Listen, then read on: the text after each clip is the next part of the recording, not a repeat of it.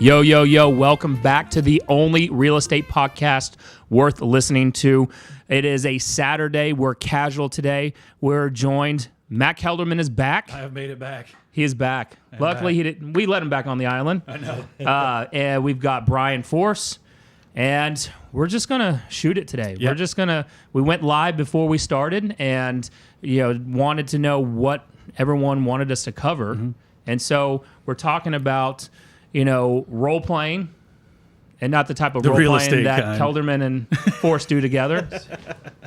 We didn't really define what we were going to talk about. Look, Saturdays are for me and Brian, and you don't get to judge us. There's no judgment here. I'm just, why aren't you letting me in? Let's not pigeonhole ourselves is what I'm saying.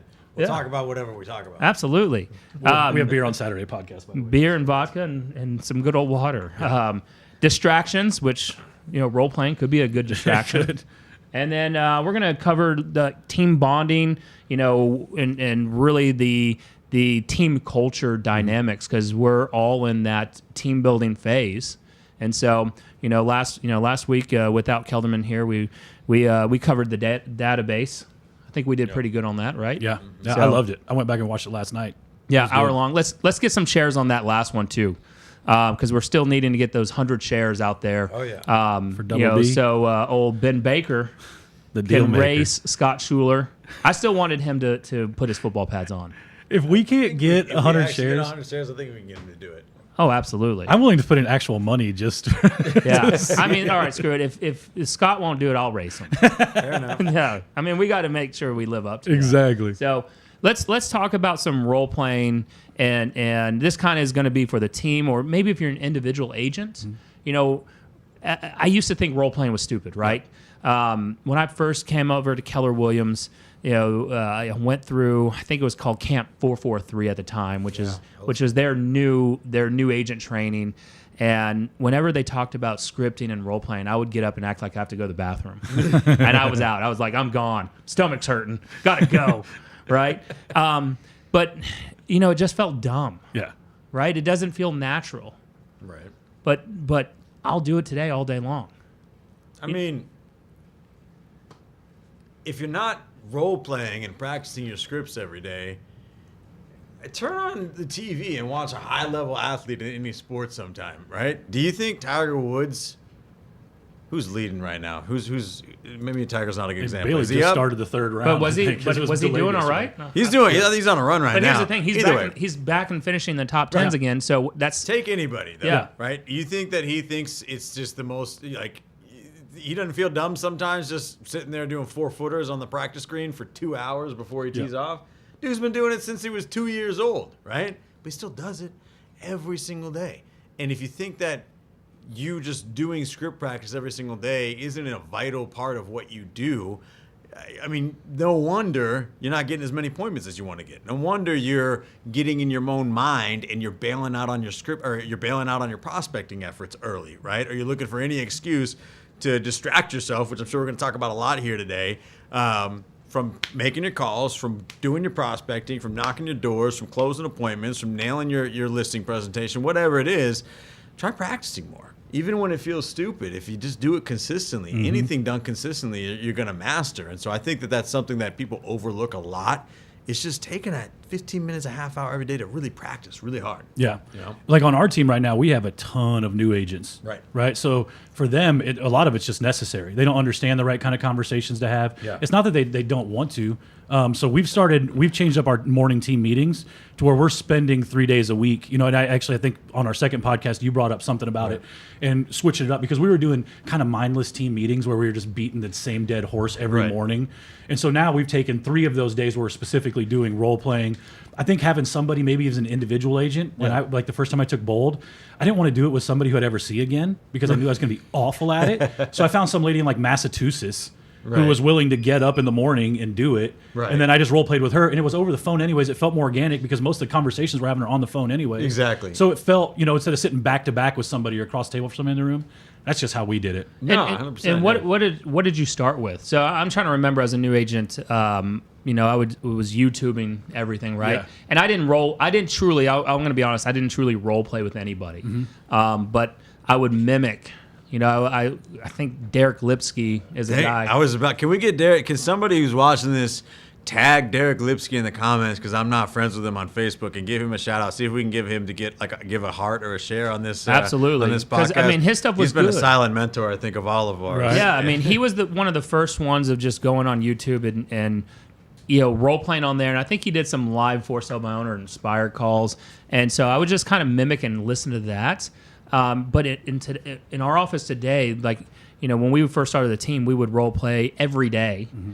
And script practice and objection handle, right? Because script practicing is just kind of the beginning. That's the intro. But if someone's going to throw up a roadblock, we got to figure out how to get around that, or at least kind of figure out if it's movable, if it's a movable roadblock, that when we follow up with them again. Because if it's like, hey, I'm dying in this home, my only question is like, when do you plan on dying, so I can, call your family members, right? Yeah. But there's always a reason why someone moves: death, disease, divorce, marriage, blending of a new family, and we gotta get deep enough to decipher, or get their true motivation out, right? Yeah. So what is your team's role play look like, or objection handling? Do y'all go really deep certain days on that?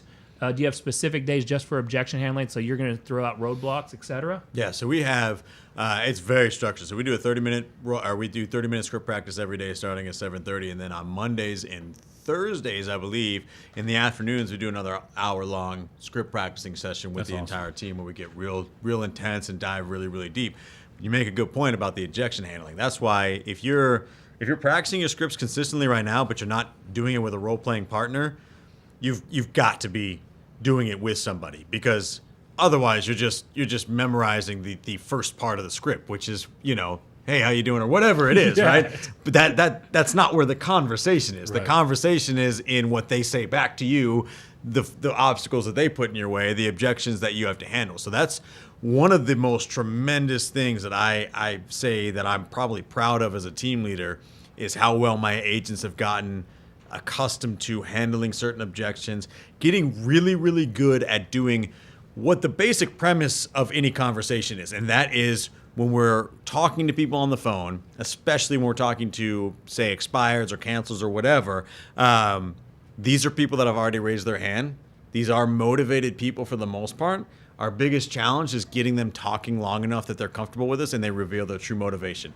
And the way that we do that is by continuing to ask questions, asking the right questions, and handling those sorts of objections. And so if when we role play in the morning, that's what it's all about. We're at this point in the conversation now. What questions do we ask? What do we say? How do we continue the conversation so that we can get them to close themselves basically for an appointment? And that's been a huge focus of ours, is asking continuing questions and then looking for the right cues to turn the conversation and close it for an appointment. I think that's awesome, because that for my business, I stay very nimble inside a conversation. But for me, I don't feel like a lot of structured objection handling has been really necessary. Right. But for my team, that's one of probably our biggest misses right now, is that we're not structured enough in our role play time, to the point where maybe some of the objections or even the intros to those conversations get lost a little bit. And that's why literally after you said that a couple weeks ago, I was like, we have got to get more structure with this, because there was no time set aside to get them better, know? And I wasn't going to skill them up just on my own. Well, now, let me throw something else out there. Like Elizabeth Austin, who's my team leader who runs my team, we were having a chat last night, and our team has grown significantly, over the last even 45 days, right? And we've got some amazing people off to a great start, like Adam Hull, Bryce, who's a young kid, 23 years old. David Bitnick, who's been on my team for a little over a year, but he's off to, he's getting into a huge growth spurt pattern here. And, scripting is great and objection handling is good, but I'm like, all right, how do you get someone into immediate production or running immediate appointments? And we're starting to figure that portion out. And the main thing is, like, I'll give you a prime example. Adam Hull, who joined our team 3 weeks ago, started shadowing us about 45 days total, right? It's tonality. Yeah. And that's something that even with role playing and even with objection handling, if you're like, hey, this isn't good with a good home team, and it's really just there's no energy. You're going to do that on the phone, right? Yeah. You're going to it's the way you practice it is going to come through in real life. Absolutely. And so it's all about taking control of the call. Yep. Like, when I go live and I do our calls within our internal group, I'm loud, I'm authoritative, I'm trying to take control, but I'm still trying to dig deep and still be understanding. Mm-hmm. And that's where we may be missing as an industry and as a team, training, is we don't teach tonality. Yeah. Right? I think maybe language of sales or language of agreement that Right. the Club Wealth training teaches may talk about tonality and mimicking and everything else, right? But we don't do it as an industry as a whole, right? It's like, just read the script. Let's get some objection handling. You're good, man. Just jump Yeah. on the phones. Exactly. Well, I think a lot of that is conveyed, one, through practice, obviously, but two is confidence. I think one of the reasons that a lot of times we struggle, because I have conversations, with when a lot of my team members first started, that was a big thing they struggled with, was tonality on the phone. But they would have perfect tonality with me when we're talking in person and when we're role playing and stuff. It's just the confidence whenever they're on the phone. That's a big mental hurdle for a lot of people to get over. And that just comes down to repetitions, right? Maybe That's it's like all that gambling is. with fake money online and then going to a casino with real 100%. money. You Right? play Maybe that's differently, right? Yeah. You know what you're your supposed money? to do, but pulling the trigger to do it when it's real and it's your money. You have $100 out there, and you got to double down or split those eights, and you're Yep. like, oh shit. When I Right. just got super obsessed with learning the script before I called anybody. I think that's the other thing too, right? Like sometimes you just gotta jump in front of the train, and eventually you're gonna pop out the back, and you're gonna be fine, right? Yeah. But we've gotten it down to the point where almost all of our conversations, regardless of who we're calling, start with, "Hey Nick, it's Matt Kelderman. How are you doing today?" Yep. Right? Like I don't care who I'm calling. That's almost the first line every single time. And the funny part is, if you go read a lot of other sales training, you're not supposed to ask, "How are you doing?" I'm sure. You're not. But if you get into it, I still do it. Oh, I do it every and time. it still I didn't know works, that was right? a thing. Oh, I'm having a shit day. Well, all right.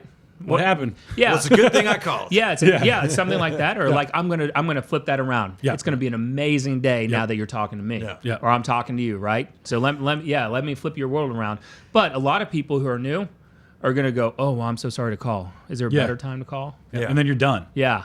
Because they're going to block your number at the very least. Right. The other thing, too, is that 10,000 hours to mastery, right? It's conversation. Yep. Part of what I did was stand behind a bar and talk to people for 15 years. I didn't realize what I was doing, but I was mastering 5-minute relationships, which is really what a phone call is, especially when we're calling expireds or cold calling somebody. And I think there's some of that in there, too, that you just have to find. You have to find time to get it in because you're only going to find that mastery through time, man. Well, and it's like a microcosm of the idea of just getting ready to get ready, too. Like, I know a lot of people that are great in script practice, but they still have not gotten over that mental block of just pounding out 300 or so calls a day. I mean, we have, make an analogous to boxing, which is a huge part of my life, right? We have a saying that says everybody looks good in the gym, right? You can look real good when you're hitting the bag. I guarantee you the best way to become a great fighter, go fight a bunch of people. Yeah, go get punched in the face. Spar Like that 8 rounds part of a it. day, 3 or 4 times a week, and I promise you that's going to do a hell of a lot more than hitting the bag all the time. So stop getting ready to get ready. Best way to get better at scripts, practice a little bit, make a whole lot of calls, And then jump in the ring. promise you you'll get better. Well, go ahead. No, I was going to say, and I think that kind of perfectly plays into the distraction part of it too, right? Because we all get bogged down, like for me, with I know the right stuff to do, but I have an inspection at 10:30 that I have to go to right in the middle of lead gen time, so I better leave at 9:45, and then I'm back at 11:15, and then you've wasted that whole day. So it's sometimes even that distraction part of it that we're going to get into, that's just natural stuff that you should be doing in your job, but we're not being guarded with that role play and lead gen time, so we're not getting better because we duck out on it so quick if we can.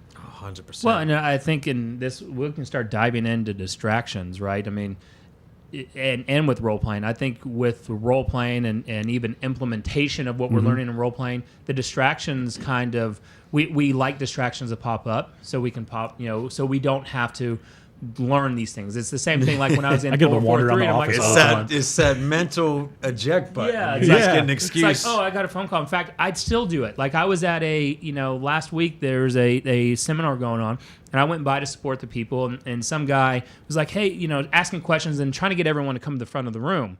Because I like to sit in the back, so if it sucks, I can just easy exit out. And as soon as he started pulling everyone to the front, I acted like I got a phone call and bounced out. Yeah, right. It's the same thing that I know my agents do at times when we should be staying till 12 o'clock and they're bouncing at 11:15. They're pulling up their own distractions because they're not wanting to still push forward, or they're afraid of still talking to real life people, getting that rejection. 100%. Right, so we make up our own distractions too. Sure. Then we have, what would we say, Facebook. Oh yeah. Right.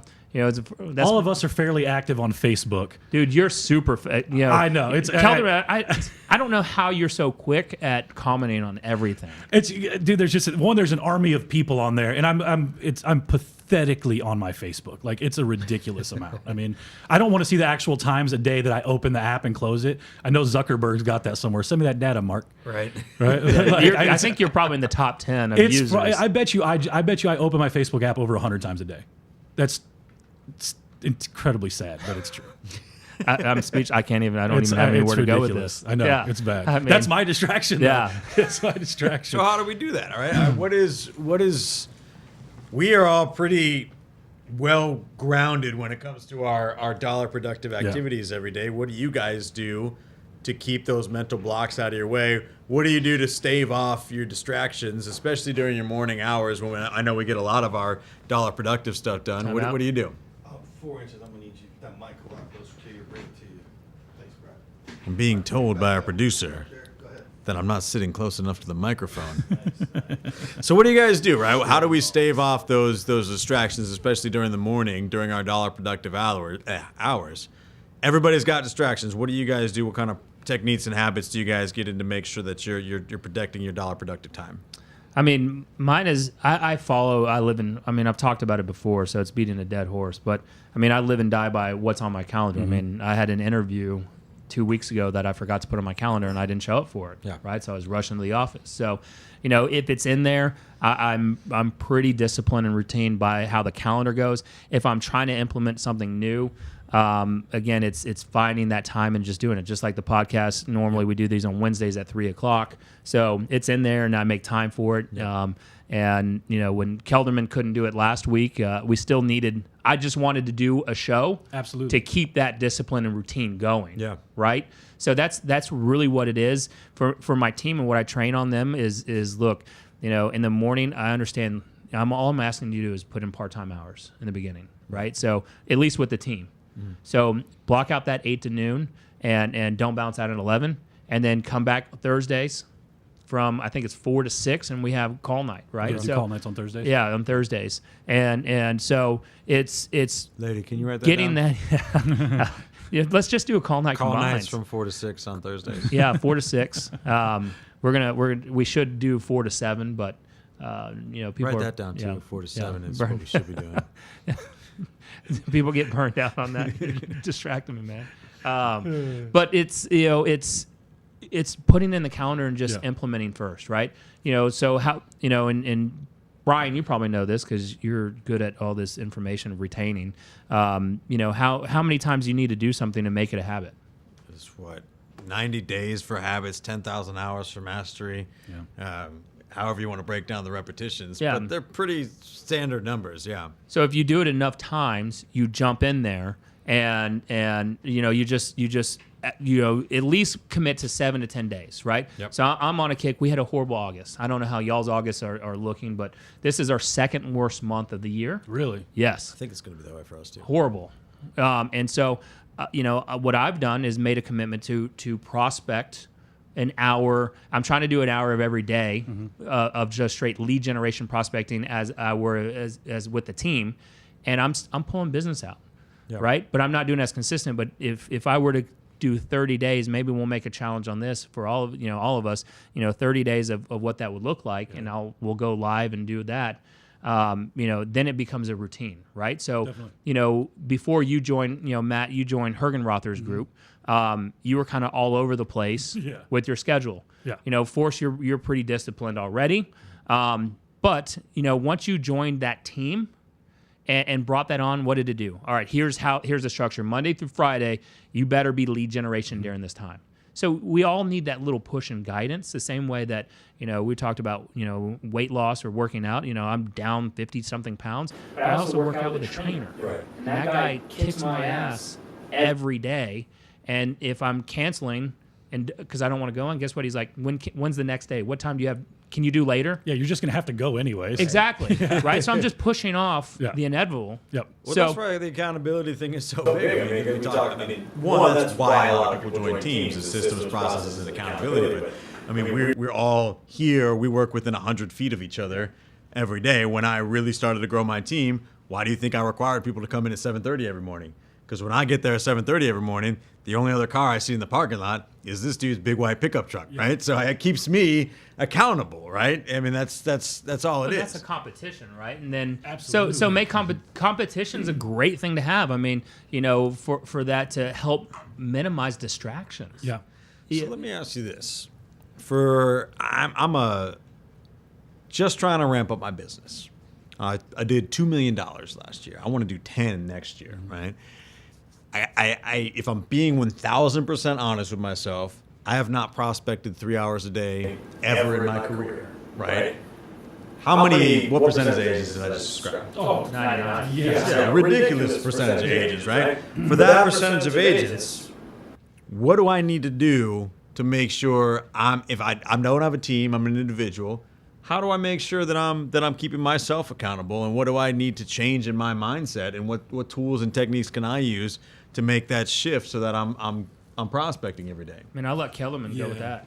Some of that's a horse to water too, right? Like anything, I can give you all the tools and lead you all the way there, but if you're not going to bend your head down and stick your face in the water, So there's some agents who won't ever get it. Right. I think for me, the biggest thing was very similar to what you experienced, right? Like I saw what it was going to take to have success. For me, it was reflected when Sarissa joined BKT, right? Like all of a sudden I saw like this expansion group go in, I didn't really know where I was at in my business. And all of a sudden I see her growing and her taking the steps she had to take in order to start growing a successful team. And now as a team, I did the same thing you did with Nick. I saw you guys were in there. We were getting in the office at 8:30. I thought we were slick as shit. And I go in there and Brian's already been on the phone for 30 minutes. I was like, guys, we ain't here early enough, right? So some of it's just being competitive like we are. Right. But I think as a new agent, you have to find some way to organically hold yourself accountable. I think the three of us do that through even about the podcast stuff. That happens organically. But there's got to be somebody. Here's the thing about accountability. I'm only going to hold you accountable through the amount of time that you're going to make it somewhat easy on me. Yeah. I'm not going to drag your heavy ass through the wet sand trying to help you grow your business. I have other stuff to do in my life. So at some point, you do have to find it yourself a little bit too. So you said something, both of you have done something in the past that you probably don't realize had an effect on me that really made me think about this a lot. We were talking probably 6 months ago with a team leader of our office. And I say it was 6 months ago because we do like a business planning clinic every October in our office. Maybe this is more like 8 or 9 months ago. And I made the remark that, business planning clinic in October to Valentine's Day in February is like the epitome, I think, of the emotional roller coaster in real estate on a mass level. I've never seen more people more motivated in their lives in October and then more distraught and depressed by February 14th when they have unbelievably ridiculous, just blow them out of the water, increase their business by 10,000% goals. And then mid-February, they're like, there's absolutely no way I can do it. Like, they already, like their year's already shot. Yeah. They're spending most of their waking hours coming to terms with the fact that they have to live a life that they... A failure? Yeah, exactly, right? Yeah. And so you made the remark then that, nobody ends up in that position because they did everything that they needed to do every day and it didn't work out, right? Like you never talk to those people. By the time we talk to people in February, people know that they failed and they go, yeah, I really need to be doing this, I need to be doing that. Anytime. Nobody's ever by February going, yeah, man, I'm making 300 calls a day. I'm holding 6 open houses a week. I'm door knocking. I'm networking. I'm calling my sphere every day. It's just not working out. Like no one's ever said that in real estate ever. But if you ask people in October what they put on their business plan, where their deals are going to come from, what they're going to do every single day, what their calendar looks like, everybody's got it down. Absolutely. Everybody's got 12 hours a day time blocked. They've got prospecting. They've got sphere. They've got all the stuff that they need to be doing. They know what they need to do. Part of this is just, I mean, like you said, if you're not going to hold yourself accountable, don't look to other people to hold you accountable. Because if you, it's for me, the way I look at it, and what I've tried to train myself mentally through a lot of reading and a lot of just mental exercises and NLP stuff, is just, to me, it comes down to an integrity thing, right? Mm-hmm. Like if I can't hold myself accountable, I have to answer at the end of the day. I have to answer to myself and go, did I act like the person that I want to be today? Yeah. And if I can ask myself that question every day and nobody else is around, I'm forced to give myself a really honest answer, right? And so if you don't get in the habit of doing that, then nobody else is going to hold you accountable, because from February 14th to the rest of the year, for the most part, agents are doing anything that they can to distract themselves from having to ask those hard questions themselves. Well,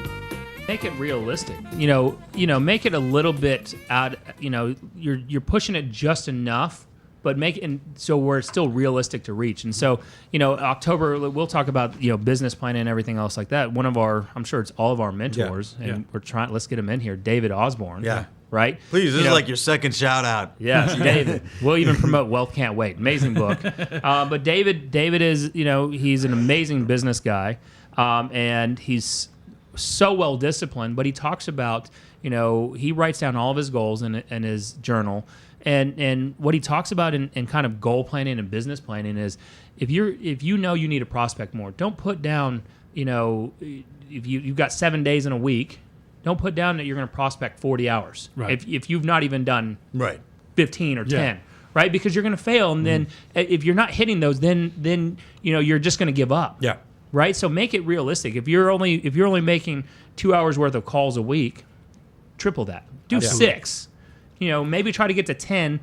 2 hours a day, 5 days a week. So that's the other thing that I was going to say that had an effect on me that you did. We were at a leadership committee meeting one time. We were both back in leadership. And Smokey Garrett, our OP of our region, had made some sort of remark to the extent of, the best way to become more motivated to hit your goals is to already be on track to hit your goals. And I saw you write that down in your notebook, and I was like, this dude's made, he made $1.5 million in GCI, I think, that year, and he wrote down something so simple, and it really resonated with me because it's so true, and it's something that I've written plenty of articles and stuff about before, and something that sort of for me goes against what I think is kind of the KW grain, I should say. We're always encouraged to just have big visions and set crazy big goals and all this type of stuff. And I'm not saying there's anything wrong with doing that. I also think there's something to be said for when you're setting your yearly goals. Let's start with yearly, right? When you're setting your yearly goals, like you just said, if you don't have a structured plan and a proven method that you can follow to increase your business by 20,000% or 20 times or whatever, don't make your goal to sell 20 times more homes than you did this year, right? If you sold 5 homes this year, don't put in your goals that you're going to sell 100 next year, because by February, you're going to realize you're really far off and you're going to get pretty discouraged, right? Have a goal to double your business each year. Exactly. Right? No, and that's all it is. And so Kelderman, your growth has been tremendous, and something that stood out, and this is less distraction talk and more goal planning and accountability, right? But I was listening to a video the other day. Brent Hicks, an amazing loan officer here in Dallas, and an awesome business owner as well, right?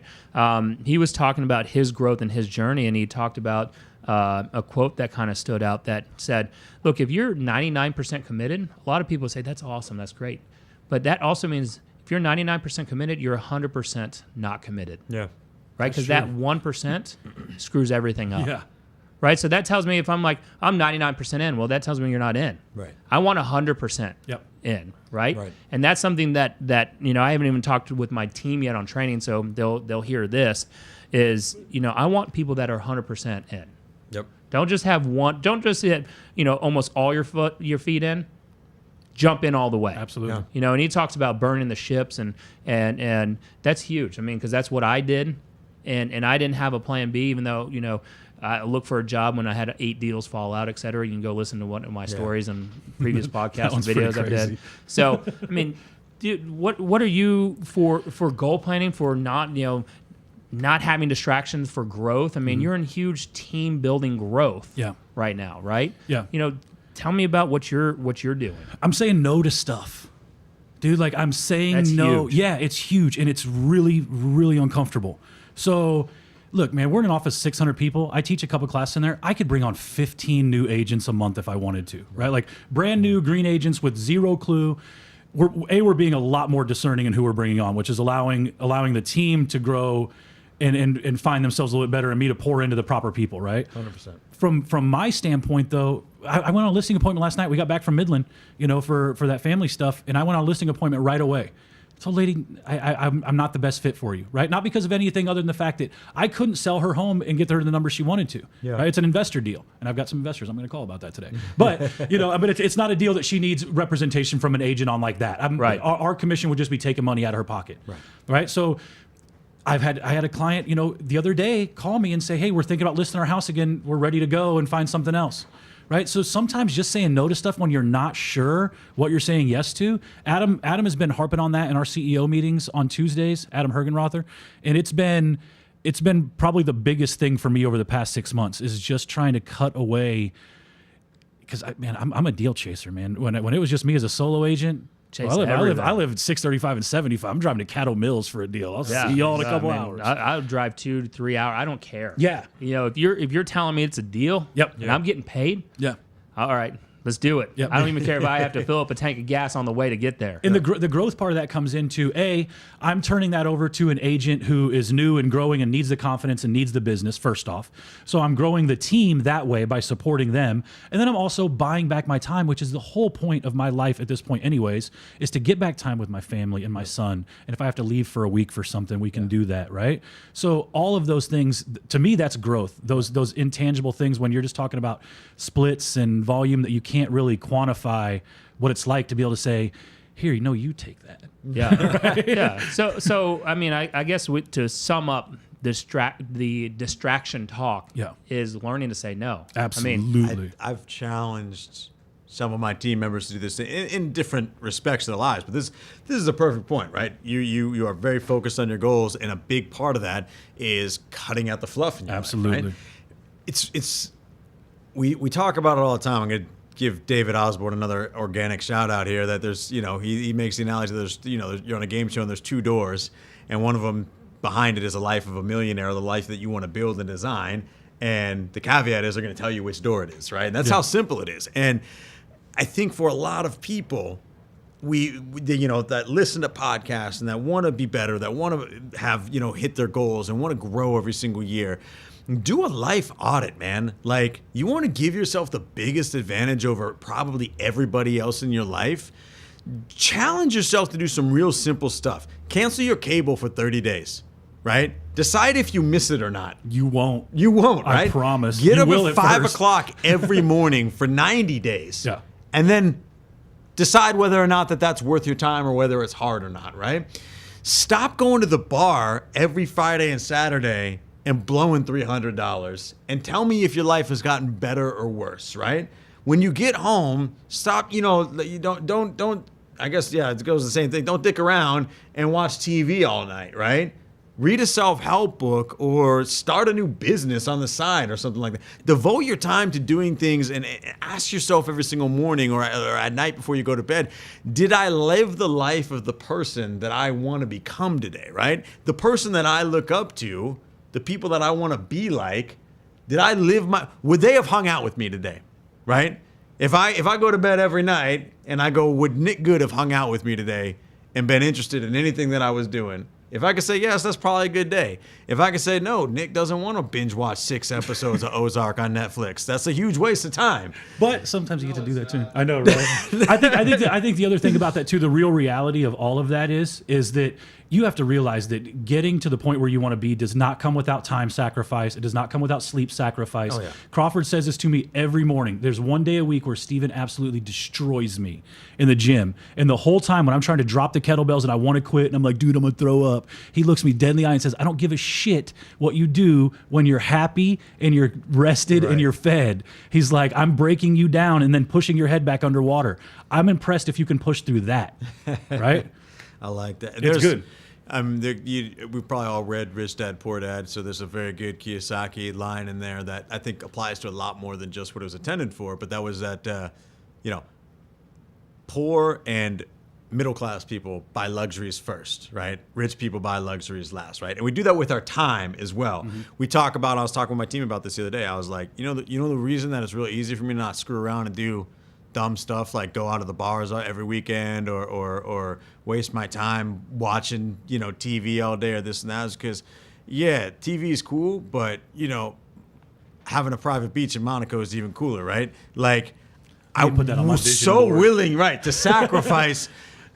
I don't need to quote every line of my favorite show because I really hope I don't ever live a life where that's important to me, right? And I don't need to see the new Avengers movie right away or camp out in line to go watch it or I did whatever watch that dumb this shit. week. It's pretty solid. I don't need to spend I don't know. however It took me a couple of months. however much time in the day. I don't know what the cool stuff. What the fuck is Fortnite, by the way? Is that a thing? I don't people know, do man. that? I'm one of these nerds though. That if I I don't have a need to wife and a kid spend- to take care of, I just go get like a case of Keystone Light and a World of Warcraft account, and y'all wouldn't know me, bro. I want a jet, dude. I don't want to play cell phone games, right? And it's So we have the same goals. Mine's private jet money and Right. to have a legacy that I can pass on to my children and my family and their family and so on and so forth. I want, to haunt them for the rest of my life. Yeah. Right. That's my goal. And that's go. what drives me. Yeah. And that's, my brother and I have the same passion of doing that. So, really to talk about this and kind of sum up, again, the distraction is learning to say no. And that's what Brian Force and I did with leadership. He went down, team leader opportunities, et cetera. I went down the coaching path and I said, no, it's not where I want to be, and it's taking up too much of my time. So to give back to my team and to pour into them, that's why they join us. Right. And so let's segue into kind of team growth, team bonding, team culture, and what does that look like? For Kelderman and I, we have a little bit of larger team than Brian. Brian's on his way up, baby steps. Right. I think you were interviewing an agent yesterday. There's someone in there that. Yeah, you use all the free spaces. So he's taken over. I'm just swiping that third floor conference room too. He's commandeered a free office, prospecting room, and then he was in the coffee break room, whatever you call the snack room or whatever it is. And I think he was doing an agent interview in there. Yeah. Well, I like to think I have an intimidating presence, so I could just take whatever room I want. The call center room is a good one though, because that's really first come first serve. And it is. If there's other so people get in there there early.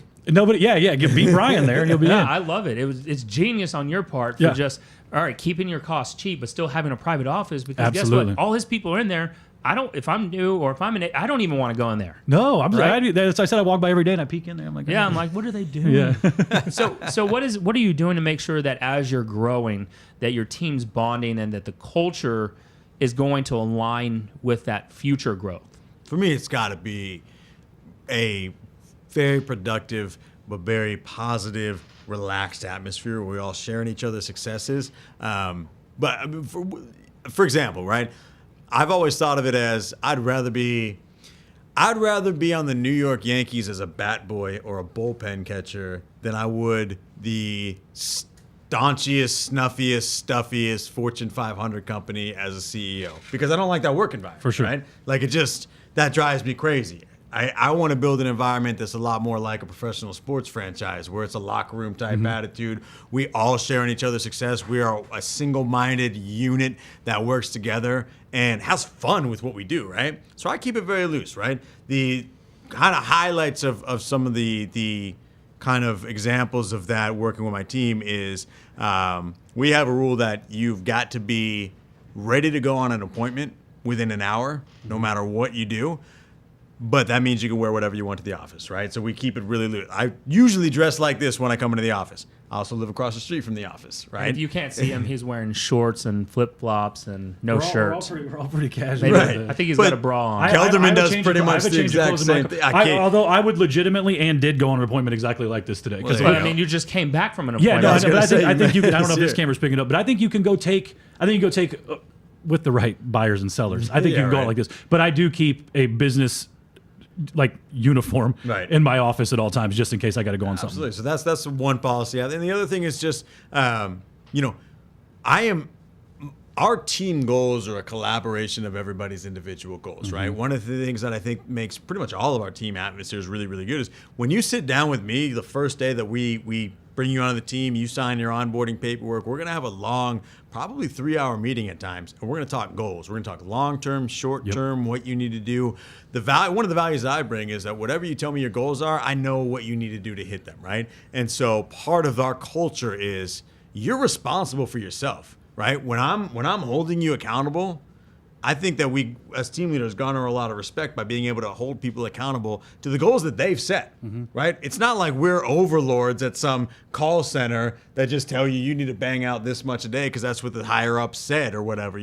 You're setting your own goals when you come onto my team. I'm going to hold you accountable to them tooth and nail. Exactly. But I think that leads to a more productive, team-oriented environment because we are a unit of one, but everybody has their own share in that, and they've decided what their share is. And then just sharing in people's successes. We blow it up whenever people have a great day, whenever people set appointments, take listings, whatever, we celebrate, man. We get freaking excited. Dunk that basketball. Hell yeah, we dunked that. celebrating's I'm getting free. good, Yeah. dude. I'm getting really good. We're all getting good. The other day where you guys were all on the phone call and you turned around and hit the jumper I and then you all swear it on was my mother's life glorious. that took one take. Did it? My brother. It was so we good. shot it my twice, brother was but calling you out. And he did. Dude, We Austin's actually been like he's going on everybody's he's like a Facebook little and just like Facebook trying to juggernaut poke nowadays. everybody all of a We sudden. shot it twice to get a better shot, but I did make it both times. And that's when I really felt like I was making progress as a Nerf basketball player. That's pretty good. So you're done being a real estate owner, and you're going pro. I'm going in to start the a Nerf basketball. 3-on-3 Nerf basketball league, very close quarters. New podcast. Exactly. Yeah. The only Nerf basketball league League team. worth watching. Yes.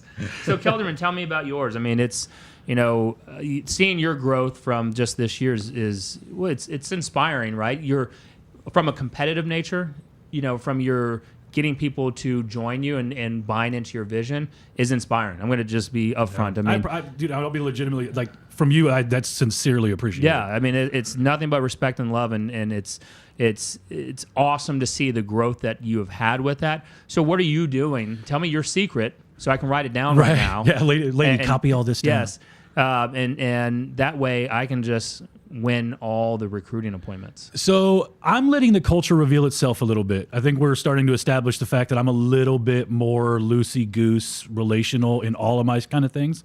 Seychelle Van Poel said very early one time that you cannot develop your own culture. It will reveal itself through the people you hire, right? So I made a concerted effort over the past 90 days because probably the past 120 days. But because for the first 3 months, I was bringing on whoever, right? It was a disaster. That was it was just a disaster. So now we're asking much harder questions, right? We're laying out expectations. I tend to be, even in the classes I teach with new agents, I probably made some new agents quit the office. Sorry, Teresa and Tommy, because I'm brutal with them in there, right? Like I'm telling them, right, guys, if you got into these for these types of reasons, you are going to fail. Yeah. And we're kind of having the same conversations up front, and then we're revisiting those conversations. I'm making them go back and write down what their financial goals are, what their time goals are, meaning what kind of time do you want to spend with your family, and then just what your activity and production goals are from a unit standpoint for every 3-month chunk of their employment for the first 18 months. Right. And then I'm doing very much as Brian doing. I'm using that to hold them accountable. I had a conversation with an agent the other day who's new to the team, doing awesome, but he's got some gaps, right? So we're working through those, but he is insanely coachable.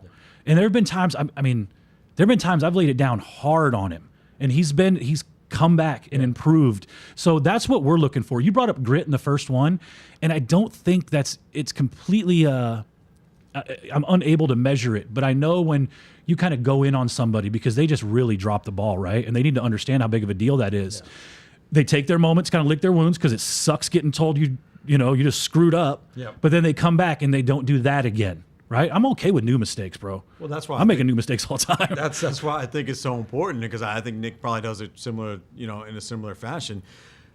We're here to mentor you to hitting your own goals, right? The reason that I think that my 411 meetings and stuff every week with my team individually are so productive is because we're just going to sit there and review the stuff that you decided you wanted to do, right? If it was a corporate performance review. Let's say I worked at Hertz Rental Car and I got to go to my review I don't give a shit about Hertz Rental Car, and I don't care what performance metrics you're measuring me by. I'm going to leave right after this episode. There goes that sponsorship. Yeah. Sorry, Hertz. I still love and you. I'm talking shit about your company as soon as I leave work every day because I hate it here. This place sucks. But no, when I sit down with my team, they're really productive meetings, and I think they're especially productive on the bad weeks because we'll sit there and it's just questions from me. What did we do this week? How do we, do we hit our goals? What do we need to do better? But doing a self audit, it's like when your dad is just more disappointed in you than he's upset, and you know what you did wrong, and it hurts. Right? Oh, it's so much worse. And he's not even mad. He's just looking at you like, you know what you did. I know what you did. Yep. You're the one that's going to have to own up to it. And for me, those are the lessons I never forget. I never want to feel that way ever again.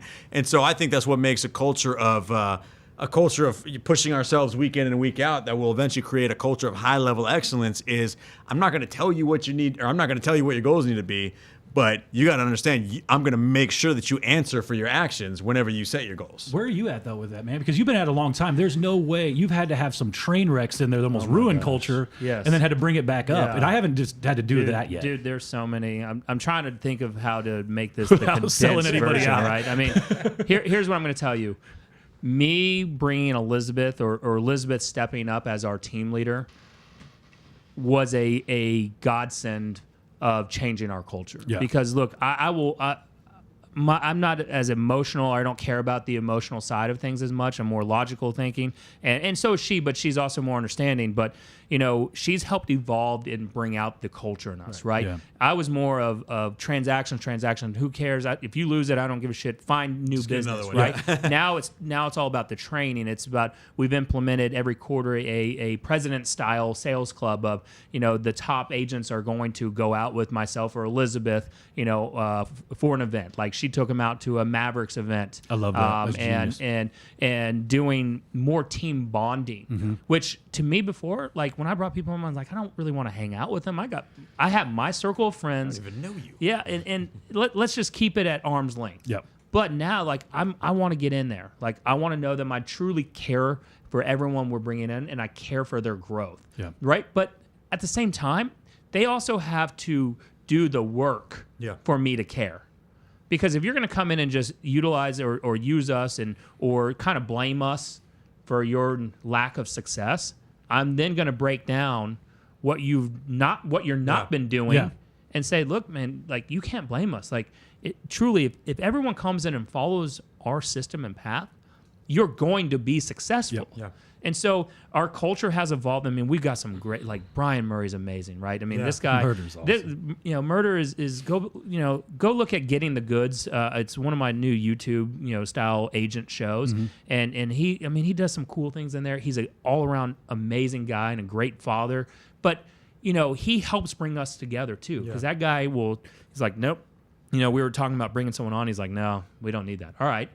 If my team is telling me no, I would used to just overrule them. Yep. Right. Now, no, because I don't need the cancer to screw up what they have, that cohesive environment. These guys are hanging out after hours. They're going to, David Bentnick had his 25th birthday, and they were all there. They were all there. Yeah. I was out of town. I missed it, and I felt I had the FOMO.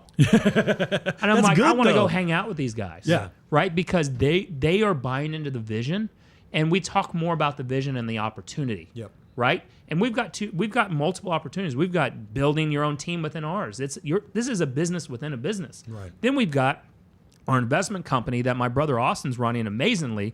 I mean, this guy's a freaking genius who's syndicating out projects, and there's opportunities to learn that side of things. Arthur Simons, who takes listings but also is our acquisition guy, he's got a huge opportunity for growth. Absolutely. Elizabeth has probably the most opportunity because she's earned it, right? Because she's putting the time and energy in. And it's like, I want people, I hear people are like, I want to make, 10 people in my network make $1 million to help them. Like, I thought that used to be bullshit, but now it's no. I want cool, something man. similar. Yeah. I want to show them how to build residual income or increase their net worth to 7 figures. Right. Yeah. What would that do for them and their family? 100%. I mean, that's, to me, when it comes down to team bonding, we didn't even get to discount brokers. I mean, We could do a whole episode. dude, we're going to on have to do nonsense. that next time. Next We can time. do I a mean, whole but when it episode comes on down to those opportunities, one will help create culture. Definitely. Right? Because if your vision's really large, it's going to scare some people coming in. Like, they're like, this is not going to work. Your commission splits are too little. There's no way I can make money. Then I don't want you. Absolutely. Right? So we're probably all somewhat similar in commission splits, though I'm probably on the lower end. Yep. But I don't care because I believe our value of what we provide to them is the top rated one out there. Yep. And so do you guys. 100%. Right? That's why you joined Hergen Rother's expansion group, right? To learn that and growth. That's why you got out of leadership and started rebuilding that or building that team, going from that individual to team building because it's no longer about Brian Force. Right. Absolutely. 100%. And I think that's I think what gets us all going, because I think that what makes a really great transition from a real estate agent to a real estate business owner is you've got to want to empower other people. Otherwise, if you're just in it for yourself, dude, this is a hard freaking business to build. Yeah. You're managing people. You're managing people with different personalities. You're managing people that a lot of times don't want the things that you want. You're trying to weed Very out the rarely time. have the same vision you Exactly, have. right? If you're not doing it so that if you don't get, I don't know how to say it, if you don't get off on seeing other people successful and really feeling that you were a part of someone else's, changing their lives and making their world better, don't build a team. Yeah. Because it's more trouble than it's worth. I promise Join you. a team. Join a team. Exactly. Go back and listen to some other ones. Join a team. Right. I mean, we're rolling up on an hour long on this, so Okay. let's kind of wrap this thing down. I mean, what we want to hear from everyone else, right? Yeah. We want to make sure that this is not a structured show. It is not. It's so not. Far. It's not. But we want. This needs to be the raw. Yeah. This is a raw podcast, a raw of what we're going through, and so we need your help to ask us questions on what we're experiencing, what you're experiencing, and let us cover it. We've been through it. Yeah. I mean, Kelderman's been through it. Force has been through it. I've been through it. We want your help. And then if you're in the Dallas area, you better come see JD. Right? I mean, Matt's starting to do a lot of video, and he's coming in here and talk about your experience here with JD and Mcleodcast and whatever Quick Image and all the other shit he calls himself. I know, right? I got like 9 names. The setup's super sweet, right? Like, I mean, part of the reason that we were so attracted to doing this was just like the visual of it looked really cool the first time we did it, right? And then we decided like let's 3 knuckleheads start talking about stuff, and then we're all into it. One, we recognize how important video is, but from the production side, the turnaround aspect of it, really honestly, the turnkey part of it for me, because that was always my biggest block to doing video, was I want to do it, understand and do it. I don't want to sit here and come up with topics. I don't want to edit this crap by myself. I don't want to do all of this. Right. So for us, it was really just the turnkey part of it, just a walking in the door, sitting down, talking, writing our 4 things on our little whiteboard, and then just talking for an hour, right? And the environment's perfect for that. Yeah, and Force, you've come a long way on that. I mean, getting out there from just being behind the scenes on your Facebook ads to doing the show with us and doing your Facebook basketball shots. So I mean, follow if you're not friends with him, follow him, because we were talking before the show. He's not even following half the people we were talking about. I know. I mean, dude, it's embarrassing. I need to Get the distraction. Get your distractions up and follow more people on Facebook. Well, help me out. Follow me. If you follow me, I'll follow you. Brian Forrest Real Estate on Instagram, and then friend me on Facebook. Yep. Yeah, I got rooms on my friend list. Actually, there was one last question. Oh, good God. Yeah, that was Elizabeth Austin asked this specifically for Matt Kelderman. Of course she did. What would Barry do in real estate? Barry would do well in real estate. I find that somebody with as big of a personality as Barry has, Yeah. can be incredibly effective in every situation. Yeah, yeah. Great question, Elizabeth. We'll make sure to send you a prize and maybe an autograph photo of Barry. Dude, I have 3 at home right now. All right. So Kelderman will send that out to you. Perfect. He'll hand deliver that to you, Elizabeth. So, Monday morning. Like the show. Share the last one. We need to get to 100. Go follow Matt Kelderman. Go follow Brian Force. And then last, follow me on YouTube, please. Nick Good. You can find me. I'm putting it out. That's my thing that I'm putting out there. And then find JD. Quick Image, I think, is his YouTube name. Yep. And then go like our Facebook page. Absolutely. The only real estate podcast worth listening to. Yep. Content will always be there, plus extra little behind-the-scenes stuff and other ridiculous items. Thank you, guys. Leave us comments. Yep. Take it easy.